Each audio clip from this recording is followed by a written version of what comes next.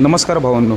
Finally आपल्या देवाची चिठ्ठी निघालेली म्हणजेच काय बकासूरच्या नावाने चिठ्ठी निघालेली आहे ओपनच्या मैदानामध्ये. तर भावांनो, पैरा तोच आहे डोरलेवाडीचा मल्हार.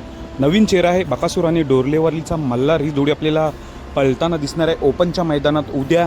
तर गट क्रमांक 16मध्ये तास 2वर गट क्रमांक 16मध्ये तास 2वर बकासूरच्या नावाने चिठ्ठी निघालेली आहे आणि त्याच्या जोडीला डोरलेवाडीचा मल्हार असणार आहे.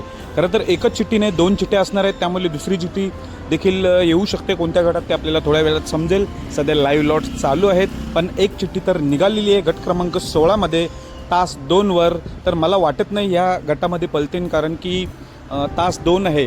कडेने कोण 1 नंबर असेल तो पलणारच नाही, त्यामुळे तास 2 आहे तो देखील कडेनेच होऊ शकतो. त्यामुळे मला वाटत नाही रिस्क घेतील, नवीन चेहरा आहे म्हणून.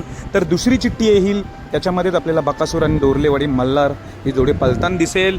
तर सर्वजण वाट बघतात मालशिरस हिंदकेसरी मैदानाची.